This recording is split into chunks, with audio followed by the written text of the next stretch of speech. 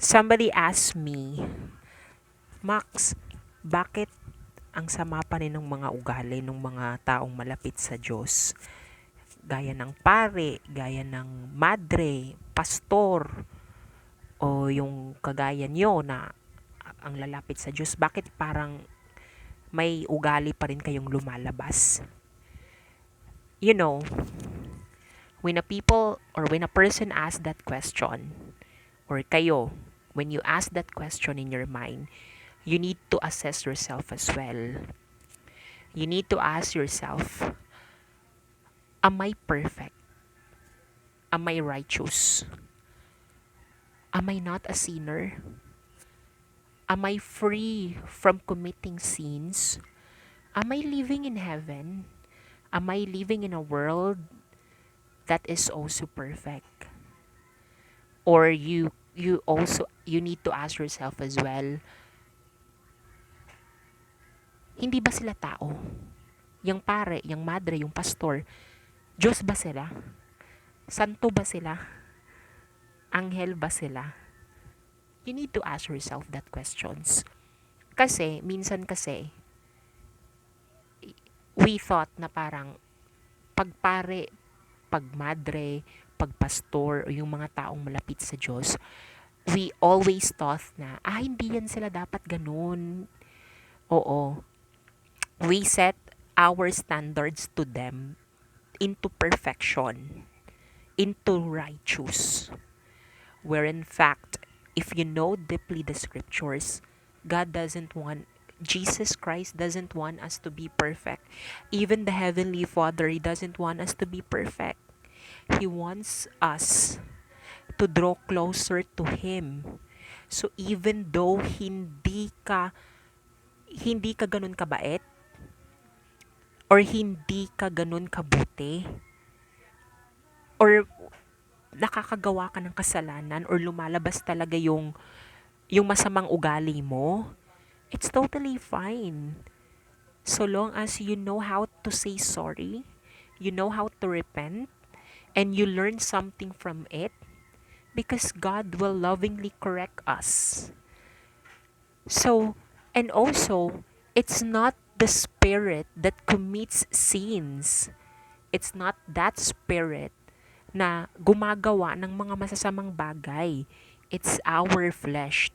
Our flesh is being used by the enemy to create or make sins. So, when you are thinking in that way na hindi porket pare, hindi dapat pagpare, dapat pagmadre, pagpastor, hindi dapat yan sila, hindi dapat sila ganun. Well, you need to ask yourself, Diyos ba sila? Santo ba sila? Hindi naman, 'di ba? And always remember that even those disciples of Jesus, those were also sinners. Jesus Christ never picked perfect person. The reason why He came down to earth as a human or as a man, for Him also to experience the life of being a human.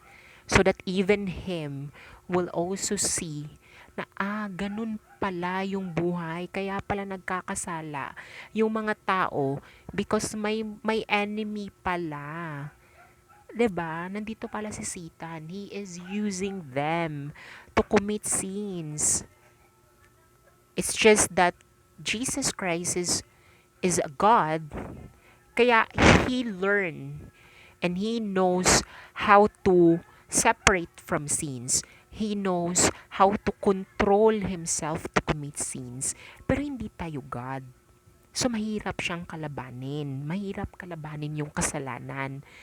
So, ang gawin na lang natin is think about them, not a saint, not even God, but think about them as a human also.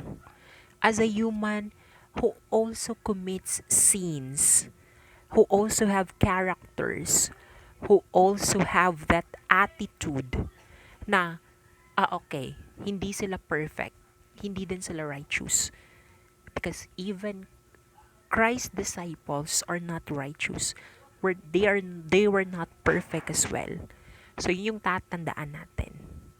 So don't you ever ask yourself or persecute them na, o pare ka, madre ka, pastor ka, o ikaw, nagpo-post-post ka pa sa Facebook about God, ba't ganun ginagawa mo? Ba't ang pangit pa rin ang ugali mo?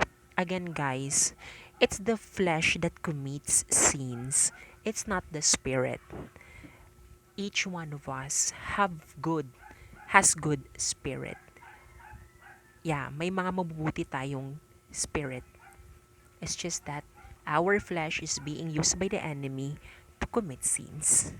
So, I hope that na may tutunan kayo or change your perspective or views about them kasi hindi tayo Diyos. And even Jesus Christ said to Mary Magdalene, I'm not telling you to be a righteous woman. It's not yet here. Soon in heaven. Yun yung sabi ni Jesus. So read more about the scriptures kasi the more that you are reading the scriptures and you are accepting God words, mas nagiging iba yung perspective and views mo. At kahit pastor yan sila, madre yan sila, pare sila, or even yung mga taong nagsiserve sa church, kahit dumalabas yung attitude nila or kahit nakakagawa sila ng kasalanan, hindi na ganun yung pananaw mo na, ay, pare, ganun, ay, madre, ganun, hindi na. Mas lumalawak yung understanding mo that it's not their spirit that commits sins, it's their flesh.